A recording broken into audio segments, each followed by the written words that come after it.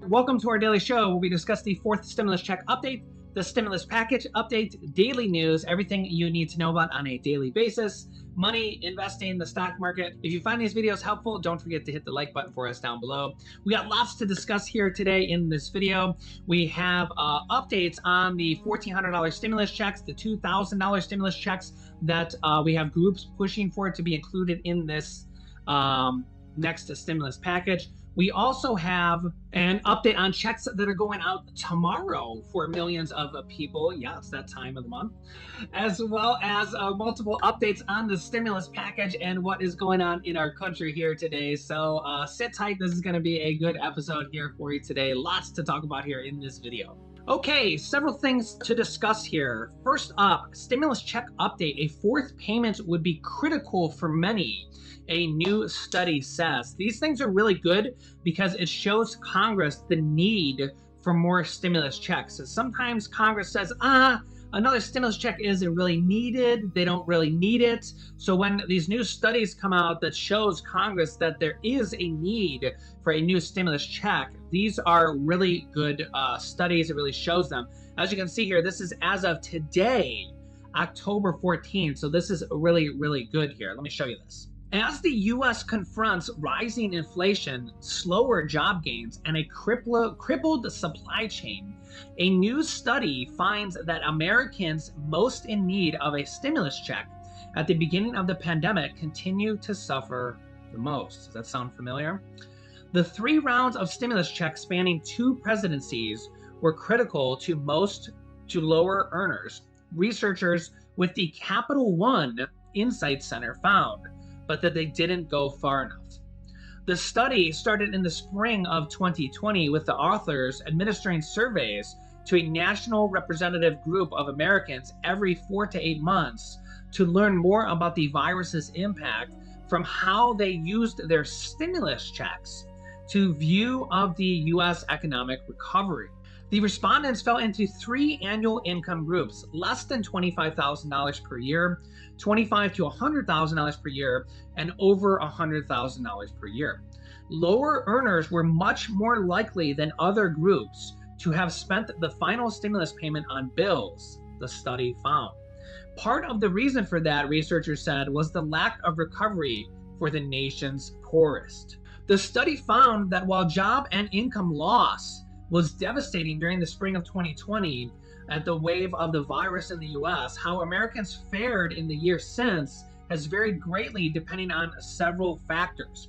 During the spring, 32 to 36% reported income loss, a number that hasn't changed much for the lower third of income earners. For the other 2 groups, however, the study found that only half of responders were still reporting income loss. Underemployment was also 12% more likely among Black and Hispanic Latinx workers than white workers. Economic insecurity was also a common theme among middle earners, however. The study found that debt levels were higher for 1 in 5 respondents in the spring of 2021 than before the pandemic. Interesting. In 2020, real incomes and the number of full-time workers were already tumbling. Very interesting there as well. The median household income in the U.S. went down by 2.9% from $69,560 in 2019 to $67,000 in 521 in 2021. The first time it had significantly dropped since 2011. The real median earnings fell 1.2% from $42,000 to 41,000, as did the number of full-time workers, which fell by 13.7 million. Wow. The number of full-time workers fell by 13.7 million. Wow. That is a lot. The calls for a fourth stimulus check for many Americans finding the money looming mortgages, credit cards, and utility bills is a monthly cycle of anxiety. The study found that in April of 2021, 46% of low earners said they would have come up short in paying their expenses without the stimulus money. Wow, that's almost half. After the third stimulus check, the $1,400 under the American Rescue Plan, that balancing act became tougher for many low earners. And nearly a third of low earners reported in August of 2021 that they had to borrow money from friends and families to take care of their bills. Nearly 1/3 of low earners, I mean, that's literally tens of millions of people, had to borrow money from friends and families. Wow. The cost of childcare compounded the struggle to pay bills for many, with 50% of low earners and 30% of middle earners saying in August that they were either forced to cut back on working to take care of children or give up their jobs entirely. Wow, 50%. Ooh. Now, when you combine this with this that came out today as well, foreclosures are surging now that COVID mortgage bailouts are ending. Yeah, so now that mortgage bailouts are ending and mortgage forbearance is ending or has ended for a lot of people, pandemic-related mortgage bailouts are ending and foreclosures are now rising. Foreclosures started jumping 32% in the third quarter of this year, and the second quarter were 67% higher than the third quarter of 2020. Wow. The foreclosure numbers should stay relatively low because of aggressive modifications by lenders, but are also because of high levels of home equity. So now these are going to start jumping even higher because of mortgage bailouts are ending and mortgage forbearance is ending. Now they could bring this back as a kind of stimulus, another stimulus type item to bring relief to homeowners. That is another stimulus type item they could bring back, which would be mortgage forbearance. So that is something they could do in the future. So yeah, we do have this brand new study that shows the need for a fourth stimulus check is very, very great. So again, let's hope that Congress takes notice here. We do have the senior citizens group calling and advocating at Congress, with Congress, for a $1,400 stimulus payment to be added into this package. That has been making a lot of media noise, a lot of media coverage. We're covering it here on our show. It's been on the news. It's been literally making national media coverage. Of course, we also have the change.org petition, which is also nearing 3 million signatures. And there you can see here, this petition is at 2.926 million signatures. At 3 million signatures, this petition becomes one of the top signed on change.org, one of the top signed petitions ever in the history of petitions in the entire country. So remember that these petitions do actually make a difference. Remember, the second stimulus check didn't even have, the bill was written and didn't even have a stimulus check in there. And the outcry and the petitions and the support and people just demanding that, what are you doing? You can't write a bill without a stimulus check in there. And they literally forced Congress to change their mind and add a stimulus check in there for the second stimulus check.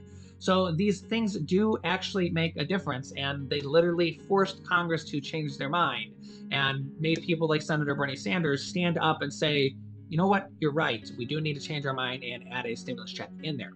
New stimulus payments are arriving Friday, as you can see here from foxbaltimore.com. Here's how many more payments are arriving. Of course, if you're getting these, you probably know what they're talking about. They're talking about the child tax credit payments, which go out on the 15th of every month, and that would be tomorrow, October 15th, which go out to about 65 million children. So yeah, tomorrow would be October 15th. And in fact, you may have already received your direct deposits. Sometimes people haven't been receiving these early. So let our viewers, our community know if you've gotten them early. Some people have been getting them late. Unfortunately, there have been some snafus with the IRS as they send out 65 million payments every month. It seems like every month there are some snafus, for lack of a better word. I always find that an interesting word. That one month there was a bunch of direct deposits that didn't go out and they sent out paper checks.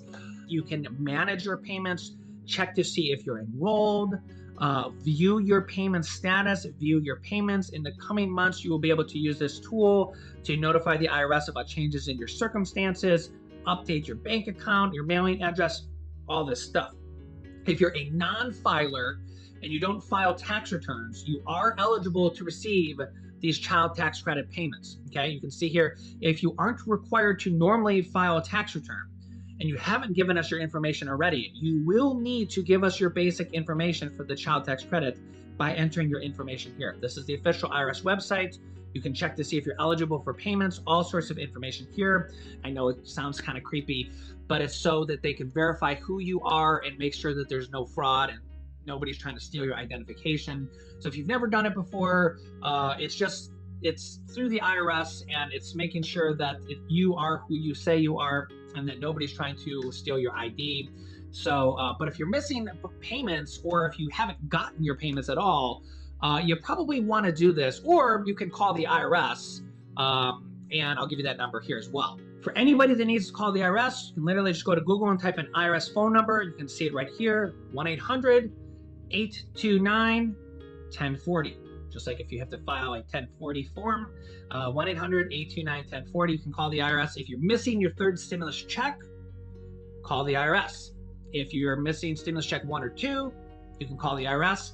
But I'll tell you what you need to do for that. You really just need to file a tax return for 2020, and on line 30, you can claim the amount owed to you. If you're missing, say, stimulus check number 2, you can put on line 30, $600, and you can claim that. You can also file an amended tax return for stimulus check 1 or 2 and claim that. You can't do that for stimulus check number 3 yet, because that's for the year 2021, and the year 2021 is not yet over. Joe Manchin's in the news yet again today. You can see here, liberal lawmakers in the House and the Senate are calling for the social safety net programs, aka the next stimulus package, to be as universal as possible. One, because it makes it easier to pass the package, and they don't have to have all sorts of criteria and very difficult to pass programs and difficult wording, and if it's universal, it's easier to pass. If you have all sorts of criteria and means testing, it just makes it a lot more difficult to pass, first of all, just to say that right off the top. Pushing back against centrist Joe Manchin, a Democrat from West Virginia, or a Dino from West Virginia, calls for the programs to be means tested and targeted towards the lowest income households. They also want to provide benefits to families to start as quickly as possible, rather than having a delayed start date in an effort to minimize the price tag. Liberals won an early battle with centrists when the bipartisan infrastructure bill passed by the Senate was put on mothballs for a month, and centrists had been demanding a vote. This week, they appeared to win for a second time when Speaker Nancy Pelosi quickly walked back comments that suggested she preferred moderates' preferring approach to cutting the cost of the stimulus package. The overall cost of the reconciliation package is going to have to be cut down from the $3.5 trillion mark championed by Senator Bernie Sanders and other progressives in order to win the support of Senator Joe Manchin and Kyrsten Sinema and some other centrist Democrats in the House. But progressives don't want the cuts to come from eliminating new forms of aid and other programs they want to launch. They argue that priorities such as childcare and education will be popular with the public, so lawmakers will feel the pressure to extend any temporary programs once they begin. They say if given a choice between legislating narrowly or broadly, we strongly encourage you to choose the latter and make robust investments over a shorter window. For example, like instead of extending the child tax credits for 4 more years, maybe extend them for 2 more years, and then later on extend the child tax credit, those monthly checks, extend them for two years, and then a year or 2 from now just extend them again. Congressional Progressive Caucus leadership said in a letter to Nancy Pelosi Wednesday. I personally think that's a good plan. I think I said that yesterday or the day before as well. So instead of, just as an example, trying to extend the child tax credits all the way until 2025, I think they could do something like extend the child tax credits for 2 more years.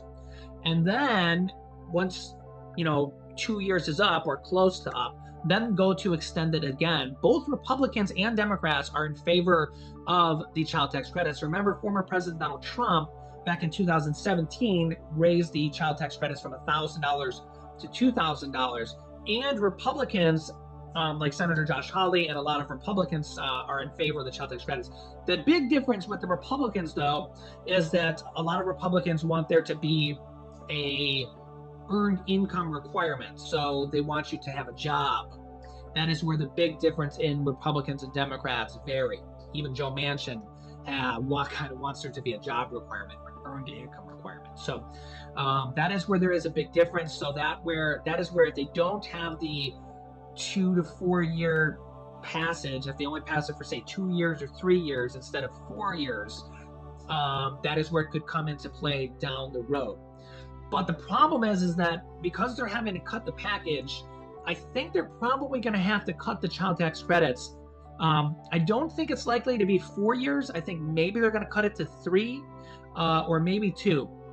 I would think that would be a likely case scenario. So they're going to have to start trimming from multiple different areas. So I just think that that is a likely scenario that they're going to have to trim that, maybe trim the income threshold of the child tax credits. Joe Manchin suggested the putting the income requirement back on. Remember that the Democrats removed the income requirement where you basically needed to have a job. You needed to have an earned income requirement. That used to be on there for many, many years. You would basically, you needed to have earned income. And then the Democrats removed that this year for the first time ever in the third stimulus check package. Joe Manchin is the only Democrat, as far as I'm aware of, that has said that. Republicans say that, but Joe Manchin is the only Democrat that says that, further making a lot of our viewers say that he's really a Democrat in name only. I haven't seen any other Democrats that say that, so I don't think that that is a likely thing that will get passed, that one specific criteria. But if they only pass the child tax credit, those monthly payments for, say, 2 years instead of 3 or 4, remember, all this is up for negotiation. So I'm just kind of letting you guys know the things that are likely to happen or could happen, the negotiation strategies here for all these different things. We talk about the Medicare, we talk about the prescription drug price, and we talk about all these different things here on our daily show, right? So all these things are up for negotiation, and everything is up for negotiation literally until the last moment, until the House signs it, the Senate signs it, and the President signs it. And remember that they added in the second stimulus check at the very last moment, literally 6 days before they passed the bill. In fact, the House wrote the bill and didn't include the stimulus checks in there, and they added them in at the very last moment. And the third stimulus check package, they wrote the bill, and the House passed the bill, and then the Senate significantly changed it and added in those $10,200 unemployment tax breaks, which basically gave anybody who had unemployment income for this year, but basically made it retroactive. So if you had unemployment income from 2020, you would have gotten a unemployment tax break for if you had unemployment income from 2020, and that meant anywhere from several $100s to several $1,000s. Some people got literally over $3,000 because of that tax break that they added in at the very last moment into the third stimulus check package. So I will keep you up to date on everything. Make sure to subscribe down below. It's completely free to do so. Don't miss any videos at this point. You can click here to watch my newest stimulus check update video next. And you can click here to see new Social Security increases that were just announced. Really big news on that. So click on one of those videos next. Thanks, guys, and I will see you in the next video.